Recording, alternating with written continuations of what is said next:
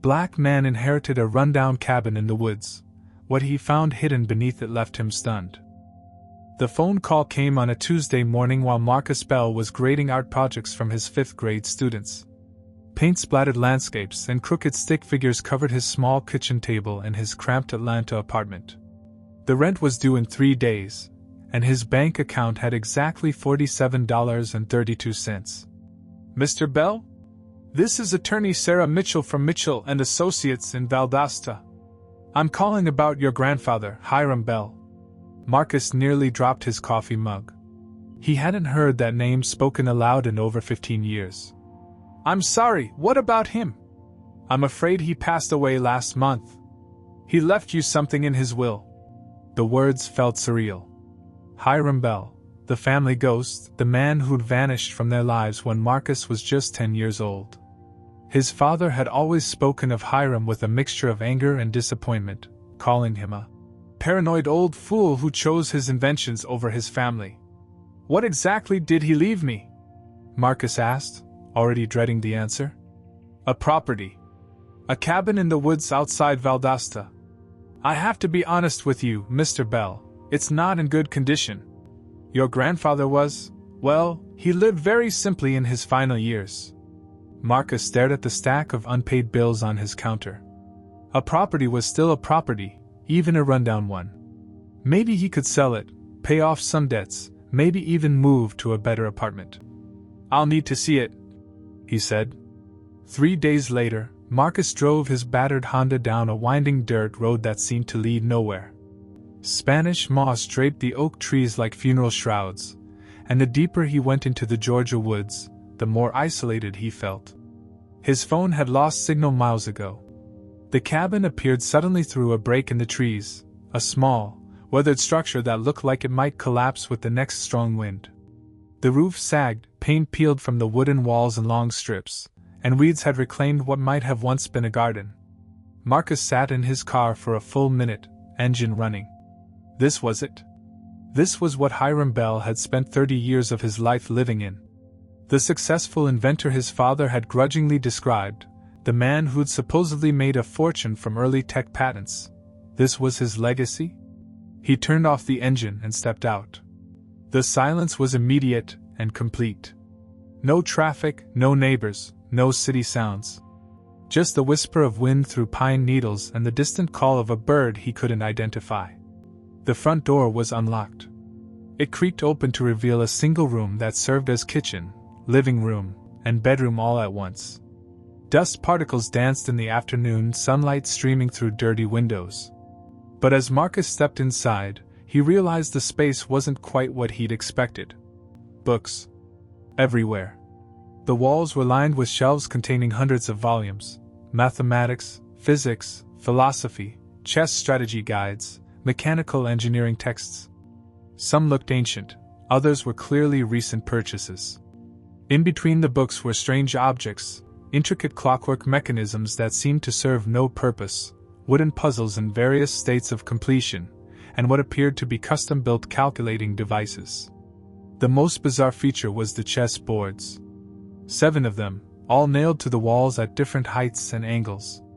Each board showed a different game in progress, pieces frozen mid-battle. Red strings connected certain pieces across different boards, as if mapping some invisible strategy that spanned multiple games simultaneously. Marcus moved deeper into the room, his footsteps echoing on the bare wooden floor. A desk near the back window was covered with pages and pages of handwritten notes. The writing was cramped but precise, filled with diagrams, equations, and what looked like codes. Some pages were dated as recently as 2 months ago. On the desk's corner sat a framed photograph, the only personal item Marcus could see. It showed a young black couple standing in front of what looked like this very cabin, but decades ago when it was newly built. The woman was beautiful, with kind eyes and a gentle smile. The man beside her was tall and serious, but there was warmth in his expression as he looked at her rather than the camera. Marcus picked up the photograph, studying his grandfather's face. Hiram Bell had been handsome in his youth, with strong features and intelligent eyes. But there was something else in his expression, a kind of intensity that suggested a mind always working, always calculating. "What were you doing out here all these years?" Marcus whispered to the empty room. As if in response, a loose floorboard creaked under his weight. He looked down and noticed something odd. The floorboard he was standing on was slightly raised compared to the others, and there were tiny holes drilled along its edges, holes that served no apparent structural purpose. Marcus knelt and examined the board more closely. The holes were evenly spaced, precisely measured. This wasn't damage or age, this was intentional. But why would someone drill decorative holes in a floorboard? He pressed down on different sections of the board, and in one spot, it gave slightly, like a button. But nothing happened. He tried pressing other boards, running his hands along the walls, looking for anything else that seemed deliberately modified. That's when he noticed the fireplace. It was stone, built into the cabin's back wall, but it was clearly decorative. There was no chimney extending through the roof. The hearth was filled with books instead of firewood, and the mantel held more of Hiram's mysterious clockwork devices. But what caught Marcus's attention were the stones themselves. Several stones in the fireplace were a slightly different color than the others. Darker, as if they'd been handled more often. And when Marcus looked closely, he could see tiny symbols carved into their surfaces, symbols that matched some of the diagrams in Hiram's notes. The sun was setting, and the cabin was growing dark. Marcus had intended to spend just an hour looking around before driving back to Atlanta, but something about this place held him. His grandfather hadn't been the crazy hermit the family had made him out to be. Hiram Bell had been building something here, creating something. But what? Marcus lit an old kerosene lamp he found on the kitchen counter and settled into a creaky wooden chair with one of Hiram's journals. The first entry was dated 32 years ago. "Left the company today. David and Margaret think they've won, but they don't understand what I'm really working on. Money was never the point. The real treasure isn't what you accumulate, it's what you leave behind for minds capable of seeing it." The next entry 2 weeks later. "Broke ground on the workshop today. Sarah thinks I'm building a simple cabin, but she knows me better than that. She just smiles when I talk about my retirement project. God, I love that woman. If something happens to me, I hope whoever finds this place has even half her patience for puzzles." Marcus felt a chill that had nothing to do with the evening air. Sarah, that must have been his grandmother, the woman in the photograph. But his father had told him she died when Marcus was very young.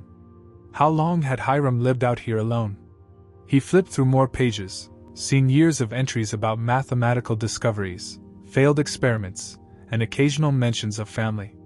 His own name appeared several times. "Got a letter from David today with pictures of little Marcus. The boy has intelligent eyes, reminds me of myself at that age. I wonder if he'll inherit the family gift for seeing patterns where others see chaos. Marcus is 10 now.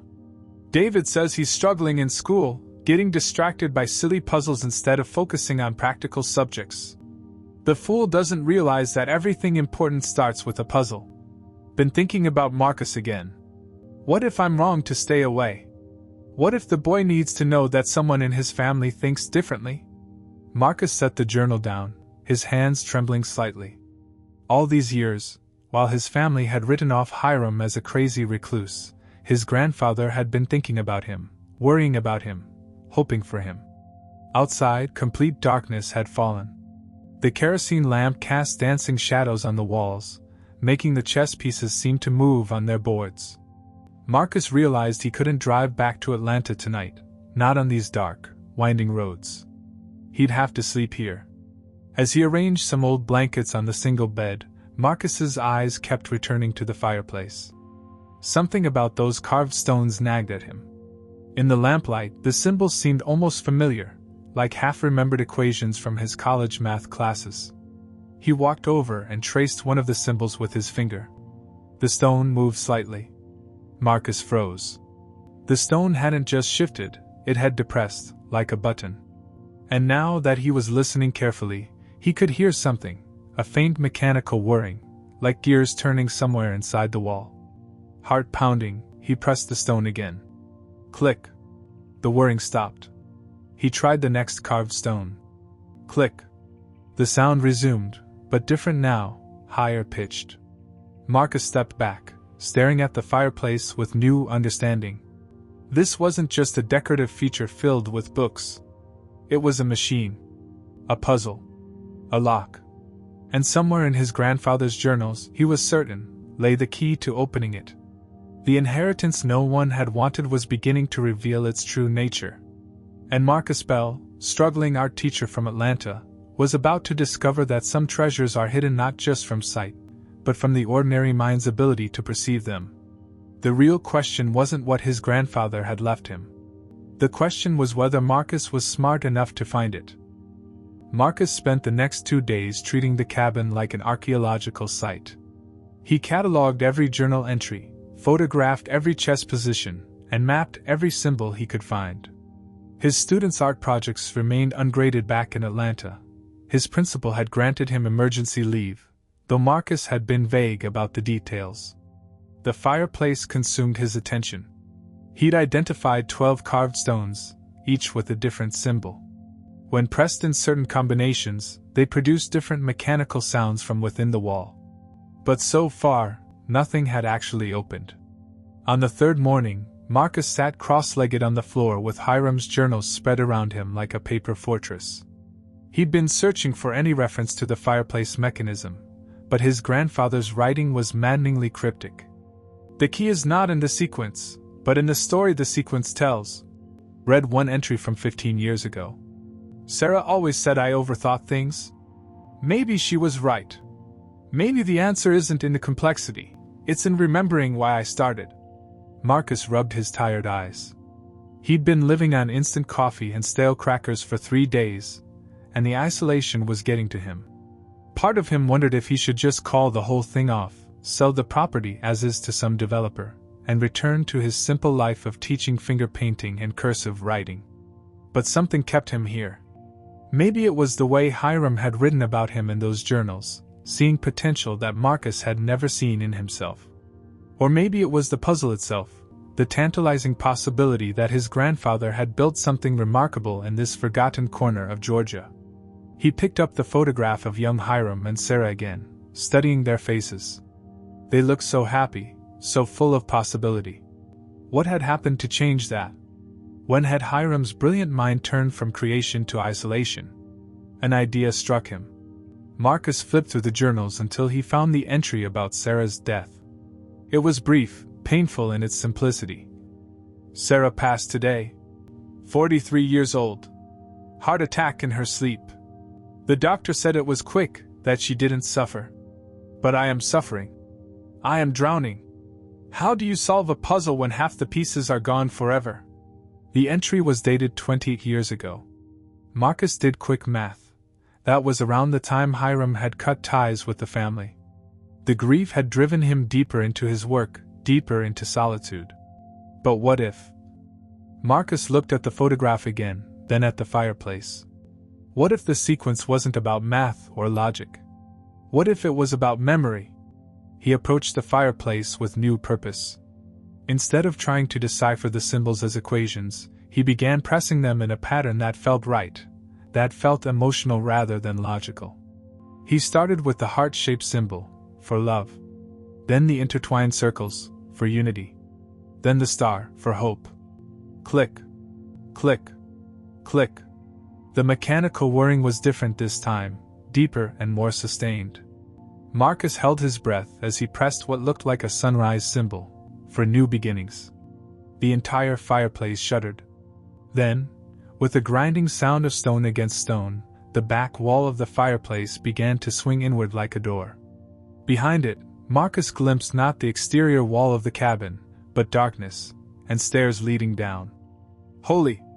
Marcus whispered, his voice echoing in the sudden void. He grabbed the kerosene lamp and peered into the opening. Stone steps descended into what appeared to be a large underground chamber. The air that drifted up was cool and dry, carrying the scent of earth and metal. Marcus's hands shook as he held the lamp higher.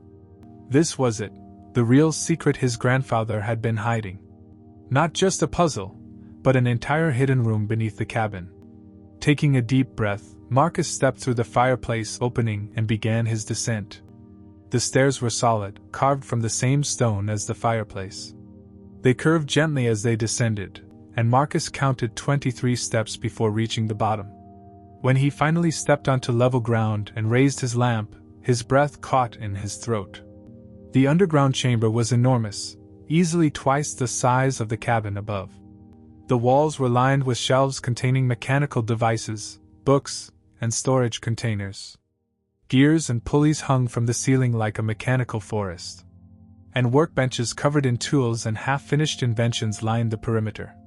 But at the center of the room stood something that made Marcus's mind reel. It was a giant game board, easily 12 feet square, raised on a platform like an altar. But it wasn't quite chess. The squares alternated between wood and metal, and some contained complex mechanical elements, tiny gears, spinning wheels, and what looked like miniature combination locks. The pieces weren't traditional chess pieces either. They were intricate sculptures, each one unique, each one clearly crafted by hand. Above the board, suspended from the ceiling, hung a bronze plaque that read, "To unlock the heart, move with reason and memory. Begin where I ended." Marcus approached the board slowly, the lamplight dancing across its surface. The craftsmanship was incredible, every detail perfect, every mechanism precisely engineered. This hadn't been built in weeks or months. This was the work of years, maybe decades. As he walked around the board, Marcus noticed that some of the mechanical squares were already activated, gears turning slowly, wheels spinning in hypnotic patterns. It was as if the board was alive, waiting. On a small table beside the platform, Marcus found another journal. This one was different from the others, bound in leather, with a brass clasp. The first page contained a single line. "For the one who listens to stories told in stone and steel." Marcus's heart hammered as he turned the page. What he found there made him sink into a nearby chair, overwhelmed by the magnitude of what his grandfather had created. It was a letter addressed to him. Not to "my descendant," or "whoever finds this," but specifically to Marcus Bell, my grandson, who I hope inherited his grandmother's patience and his grandfather's stubbornness. The letter was dated just 3 months ago. If you're reading this, then you solved the fireplace puzzle. I'm proud of you, boy. Your father never would have had the patience, but I always suspected you were different. Sarah used to say you had dreamer's eyes when you were little. I hope she was right. What you see before you is more than a game. It's a test, yes, but also a gift. Every piece on this board represents something I learned, something I lost, something I hope to pass on. The solution isn't in the rules, it's in understanding why the game was created in the first place. Take your time. Think not just with your mind, but with your heart.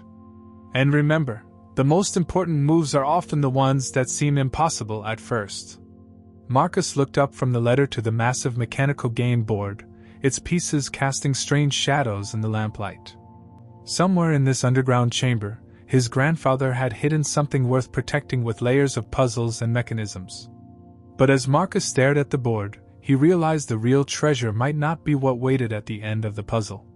It might be the solving itself, the connection to a brilliant, lonely man who had spent decades hoping someone would care enough to listen to his final story. The game was about to begin. Marcus didn't sleep that night. He sat in the underground chamber until dawn, reading through Hiram's personal journal by lamplight. What he discovered shattered every assumption he'd held about his grandfather. Hiram Bell hadn't been a recluse by choice, he'd been a visionary betrayed by the people he trusted most. The story unfolded across decades of entries.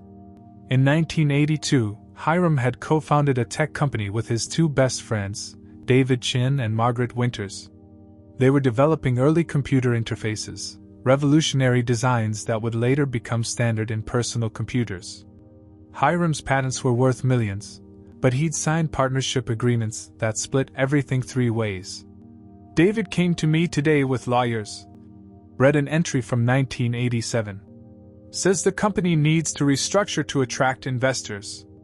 Margaret nodded along like a puppet. They want to buy out my shares for a fraction of what they're worth. They think I'm just a dreamy inventor who doesn't understand business. They're about to learn otherwise. But Hiram's counter-move had failed. His partners had superior legal representation and deeper pockets for a prolonged court battle. By 1989, Hiram had been forced out of his own company, retaining only a small percentage of royalties from his original patents.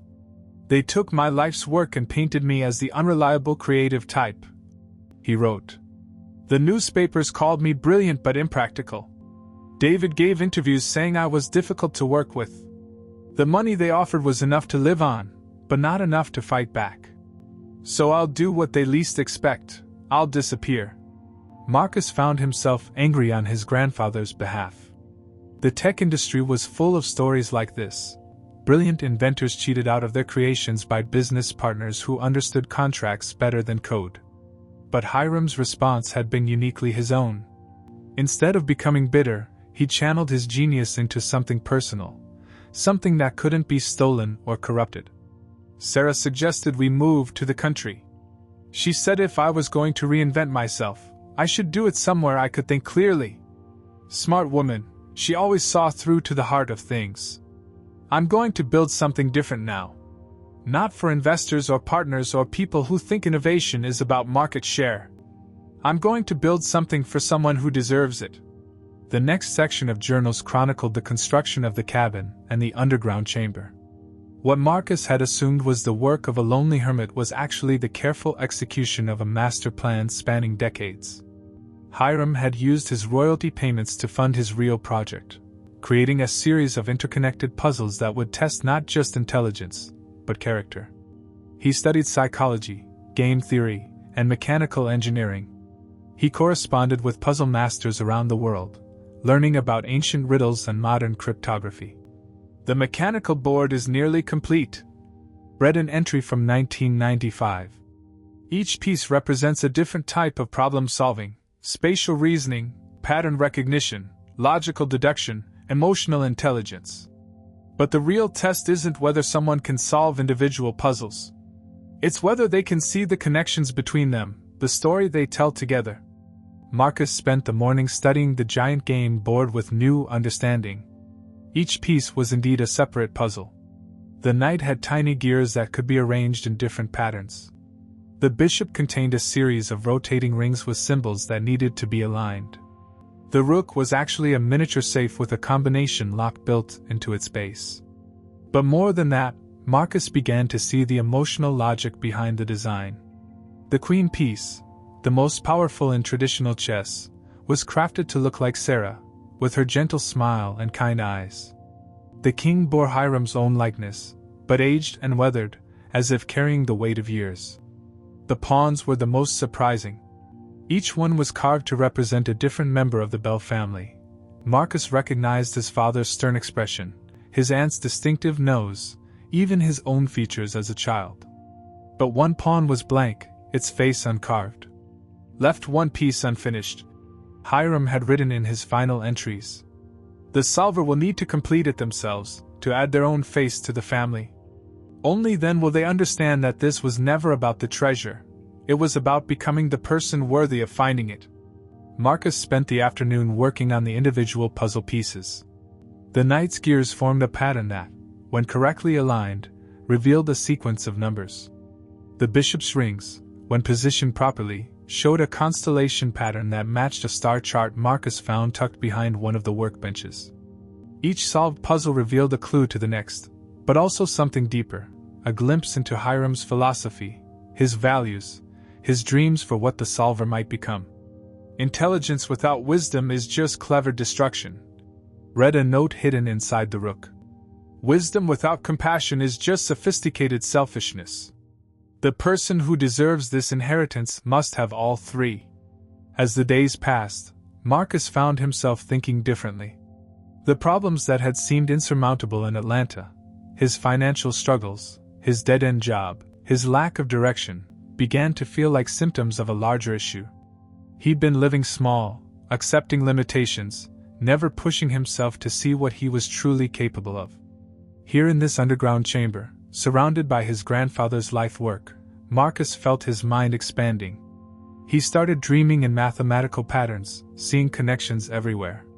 The way sunlight fell through the cabin's windows reminded him of the angle calculations needed for the bishop puzzle.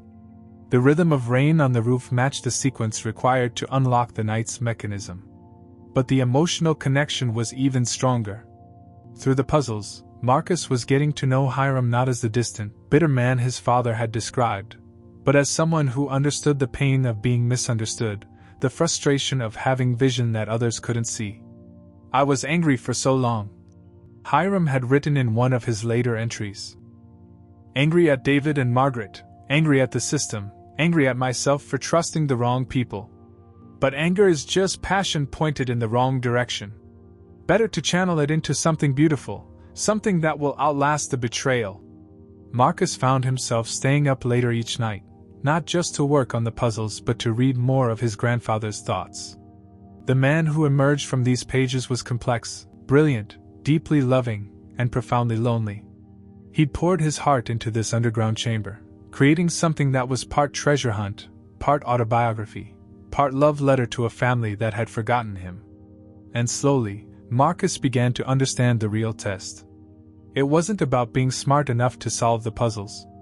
It was about being patient enough to listen to the story they told, compassionate enough to see past the surface to the hurt and hope underneath. The mechanical board wasn't just a game. It was Hiram's way of ensuring that his true inheritance, his values, his vision, his refusal to accept the ordinary, would only go to someone who shared his spirit. Someone who could see the world, as Hiram had written in his final note, as more than surface. The question was no longer whether Marcus could solve the puzzle. The question was whether solving it would change him into the person Hiram had always believed he could become. 3 weeks had passed since Marcus first descended into the chamber, and the outside world felt like a distant memory. His principal had called twice, his landlord once, and his father, surprisingly, had left 3 increasingly worried voicemails. Marcus hadn't returned any of the calls. He was close to something. He could feel it. The individual pieces were yielding their secrets, but slowly, deliberately, as if Hiram had designed them to resist hurried solutions. The night puzzle had taken Marcus 4 days to solve completely. It required not just arranging the gears correctly, but understanding that the final configuration played a melody when the gears turned, a melody that matched the warped floorboards upstairs. Marcus had spent an entire afternoon crawling around the cabin floor, pressing different boards in sequence until he found the ones that creaked in the same musical pattern as the night's gears. Hidden beneath the 7th board, he discovered a small compartment containing a chess piece, a white pawn carved with his own childhood face.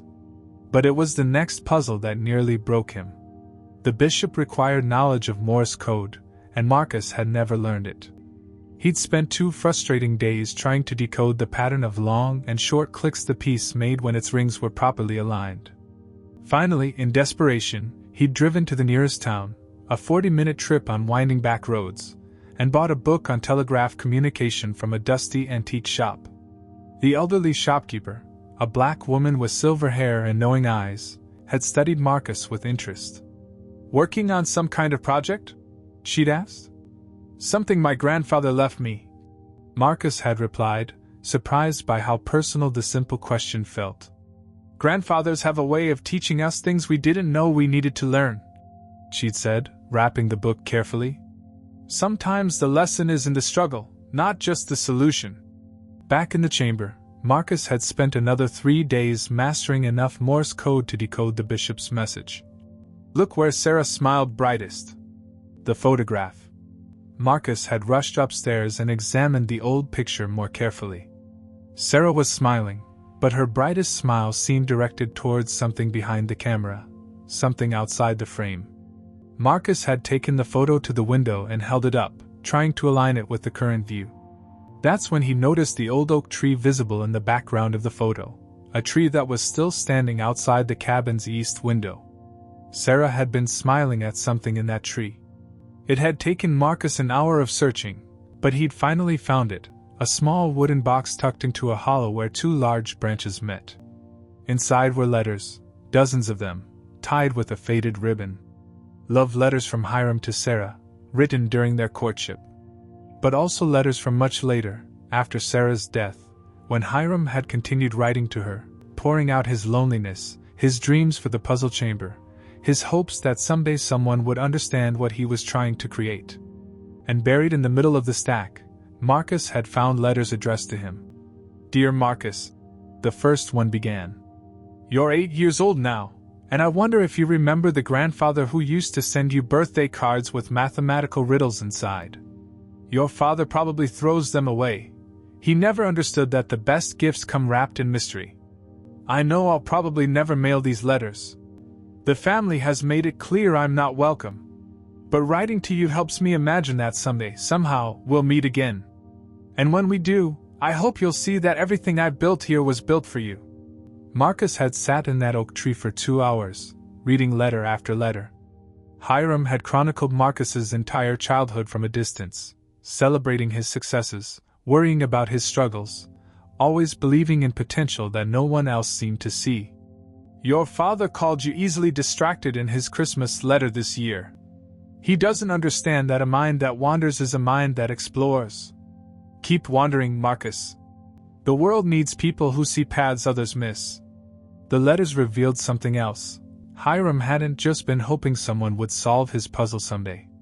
He'd been specifically preparing for Marcus to solve it, studying his personality from afar, designing challenges that would speak to his particular combination of artistic creativity and logical thinking. But it was the final letter that had brought tears to Marcus's eyes. "I'm dying, Marcus. The doctors say I have maybe 6 months. I'm not afraid. I've lived a full life, even if it was lonelier than I'd hoped. But I am worried about one thing. What if you're not ready? What if the puzzle is too hard? Or what if you've become too practical, too much like your father?" Then I remember Sarah's words, "Trust the process, Hiram. Trust that love finds a way." She was talking about us when she said it, but I think it applies here too. If you're reading this, then love did find a way. The love I had for you, even from a distance, guided you here. Winter was setting in now, and the cabin was getting cold. Marcus had been living on canned soup and crackers for weeks, his savings almost gone. His father had left a final voicemail, angry and demanding, threatening to call the police if Marcus didn't return his calls soon. His Atlanta apartment was probably lost by now. His job was certainly gone. His students would have a substitute teacher for the rest of the year, someone who would probably throw away the creative projects Marcus had been planning. Some nights, lying on the narrow bed upstairs, Marcus wondered if he was losing his mind. Was he really going to sacrifice his entire life for a puzzle left by a grandfather he barely remembered? Was this obsession healthy? Or was he falling into the same isolation that had consumed Hiram? But then morning would come, and Marcus would descend into the chamber, and the puzzle would call to him again. Each solved piece revealed new layers of Hiram's personality, new understanding of the pain and brilliance that had driven him to create this underground world. The rook had been the hardest so far. Its combination lock required numbers that weren't written anywhere in Hiram's journals.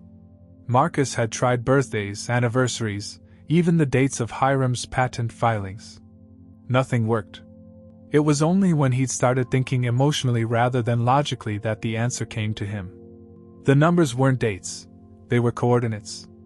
The exact latitude and longitude where Hiram and Sarah had first met, information Marcus found penciled in the margin of an old physics textbook. Inside the rook, he discovered the most personal treasure yet, Sarah's engagement ring, along with a note that read, "For the woman who taught me that the greatest puzzles are solved with the heart." But Marcus was beginning to understand that the individual puzzles were just preparation. The real challenge lay in the giant mechanical board itself, where all the pieces would need to work together in perfect harmony.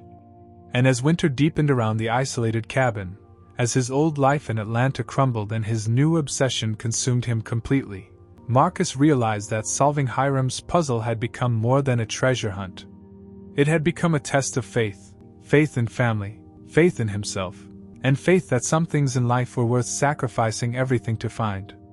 The question was no longer whether he could solve the puzzle.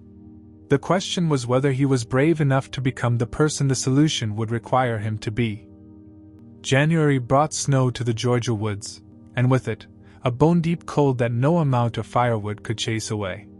Marcus had been living in the cabin for 2 months now, and the isolation was beginning to show. His beard had grown wild, his clothes hung loose from weeks of poor eating, and sometimes he caught himself talking to the mechanical pieces as if they were old friends. His father had finally tracked him down. The knock on the cabin door came on a Tuesday morning while Marcus was in the underground chamber, studying the main puzzle board. He'd solved every individual piece: knight, bishop, rook, and all the pawns. Each solution had revealed a number, a symbol, or a directional instruction. But the final configuration, the way all the pieces needed to work together on the mechanical board, remained stubbornly elusive. "Marcus! I know you're in there!" David Bell's voice carried through the thin cabin walls, sharp with frustration and worry. "Open this door before I break it down!" Marcus climbed the stone steps slowly, his joints stiff from hours of hunching over puzzle mechanisms. Through the dusty window, he could see his father's rental car, and beyond it, a second vehicle. His father hadn't come alone. When Marcus opened the door, David Bell stepped back in shock. "Jesus, son! You look like you've been living in the woods for months." "I have been," Marcus said simply. Behind his father stood Dr. Jennifer Morrison, a family therapist David had consulted when Marcus was going through his divorce 3 years earlier. Her presence here felt like an intervention. "Marcus," Dr. Morrison said gently, "your father is concerned about your mental health. He says you've been living here without electricity or proper food, obsessing over some kind of puzzle game." "It's not a game," Marcus replied, but his voice sounded hollow even to himself. David pushed past him into the cabin, his businessman's eyes taking in the chess boards on the walls, the scattered journals, the kerosene lamps. "Look at this place.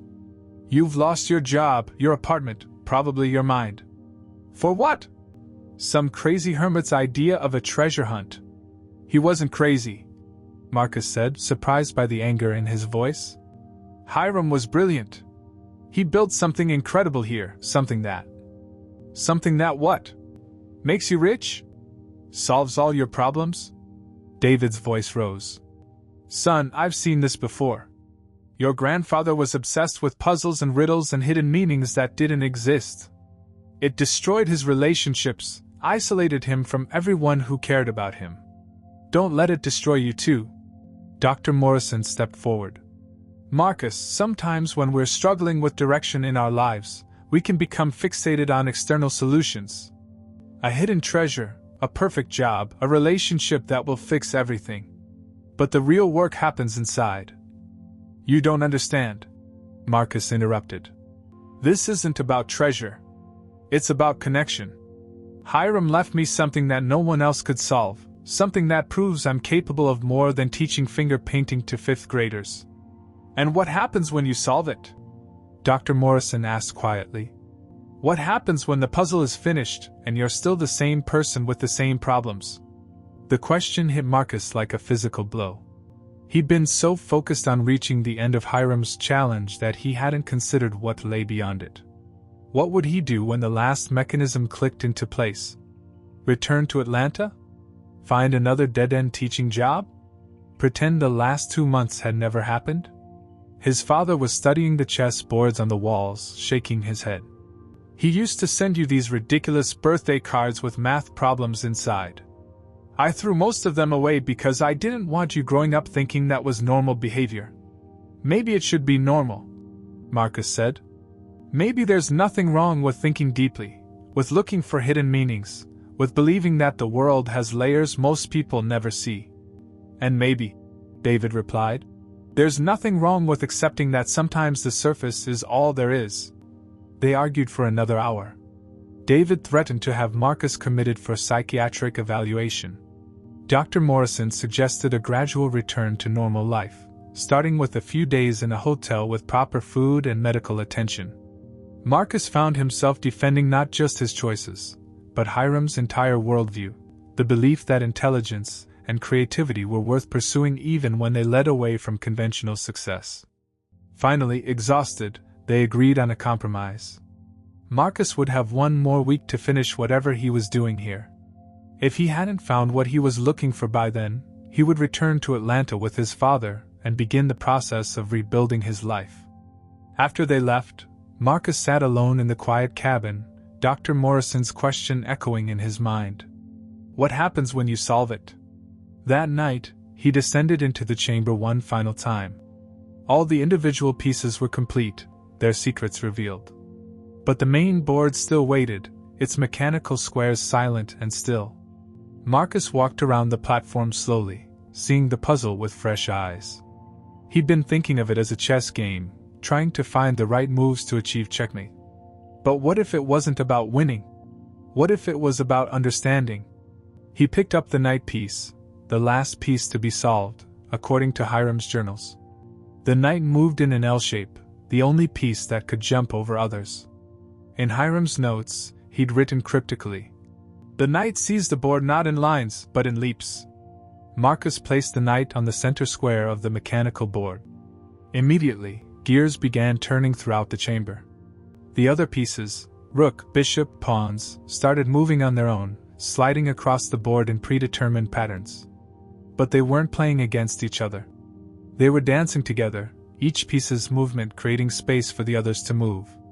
As the mechanical ballet continued, Marcus noticed that the pieces were forming letters, spelling out words across the board's surface. First, wisdom, then, courage, then, love. The dance continued for several minutes, spelling out value after value, principle after principle. Finally, the pieces came to rest in a formation that spelled one final word. Worthy. The back wall of the chamber shuddered, then swung open with a deep, resonant clang. Behind it lay a room Marcus hadn't known existed, smaller than the main chamber, but lined with metal safes and wooden chests. At the center sat a simple wooden desk with a single leather-bound book. Marcus approached the desk with trembling hands. The book's cover bore no title, just his name embossed in fading gold letters. Inside, the first page contained a letter dated 3 months ago. To the one who listened. If you're reading this, then you solved not just my puzzles, but yourself. The treasure was never in the solving, it was in becoming the kind of person who could solve them. Someone patient enough to listen to an old man's story. Someone brave enough to sacrifice comfort for mystery. Someone who believes that the world holds more beauty than most people ever see. The money and patents in these safes will ensure you never want for anything material. But the real inheritance is what you've learned about yourself these past months. You have the Bell family gift, not just intelligence, but the courage to use it for something meaningful. Don't let the world convince you to think small again. With love and pride. Your grandfather, Hiram Bell. P.S. The final piece of the puzzle isn't in any safe. It's in your hands, literally. Look at the knight. Marcus looked down at the knight piece he was still holding. For the first time, he noticed a tiny mechanism in its base. When he pressed it, the piece opened like a locket, revealing a small carved space and a single line of text. Add your face to the family. Begin where I ended. Understanding flooded through him. The blank pawn upstairs, the one with no face carved on it. That was the final piece. He needed to complete it himself, to literally add his own face to the chess set that represented the Bell family. But more than that, he needed to understand what "begin where I ended" meant. As Marcus stood in that hidden room, surrounded by the fruits of his grandfather's lifetime of work, he finally understood what lay beyond the puzzle. The question wasn't what happens when you solve it. The question was, what will you build next? Marcus spent his final night in the cabin carving his own face into the blank pawn. Using tools from Hiram's workshop, he worked by lamplight, carefully shaping the features he saw reflected in the chamber's polished metal surfaces. It wasn't perfect. His artistic skills were better suited to finger paints than fine wood carving, but it was unmistakably him. When he placed the completed pawn on the mechanical board the next morning, the entire chamber hummed with a deep, satisfied resonance, as if some great machine had finally found its missing piece. But Marcus didn't take the money and run. Instead, he called his father and asked for 6 more months. 6 months for what? David's voice crackled through the old rotary phone Marcus had found in town. To honor what he built, Marcus said. And to build something new. The patents in Hiram's safes were worth more than Marcus had ever imagined, royalty streams from innovations that had shaped the modern computer industry. The cash and rare coins provided immediate financial security. But as Marcus studied his grandfather's final journals, he discovered something even more valuable: detailed plans for educational programs that Hiram had never had the chance to implement. "Every child deserves to know that their mind is capable of magic," read one entry. "Not the fake magic of entertainment, but the real magic of understanding how things work, of seeing patterns others miss, of solving problems that seem impossible at first glance." Marcus began slowly. He hired contractors to renovate the cabin, adding electricity and plumbing while carefully preserving the underground chamber. The mechanical puzzle board became the centerpiece of what he started calling the Bell Mind Lab, a place where young people could come to experience the joy of complex problem solving. The first visitors were local kids from Valdosta whose parents had heard about the strange man living in the woods with a room full of puzzles. Word spread quickly in the small community, and soon Marcus was hosting weekend workshops for children who'd been labeled gifted but difficult by their schools, kids who asked too many questions, who got bored with standard curricula, who needed challenges that matched their curiosity. 12-year-old Keisha was the first to solve the night puzzle on her own. She'd spent 3 hours working with the gears, humming to herself, completely absorbed in the mechanical music the piece made when properly configured. "It's like it's trying to tell me something," she said, her eyes bright with discovery. "What do you think it's saying?" Marcus asked. "That sometimes the best way forward isn't straight ahead. Sometimes you have to jump sideways to see where you're really supposed to go." Marcus smiled, hearing echoes of Hiram's wisdom in her words. By the end of his first year, Marcus had established partnerships with schools across 3 counties. The Bell Mind Lab offered summer programs, weekend retreats, and mentorship for students whose intellectual gifts needed nurturing beyond what traditional classrooms could provide. Marcus taught them chess strategy, mechanical engineering basics, puzzle theory, and most importantly, the patience to tackle problems that couldn't be solved in a single sitting. But the real magic happened when the kids started creating their own puzzles. 15-year-old Miguel designed a mathematical riddle based on the flight patterns of local birds. 10-year-old Sarah built a musical combination lock using frequencies that matched her grandmother's favorite songs. Each creation reflected not just intellectual ability, but personal passion, family history, cultural identity.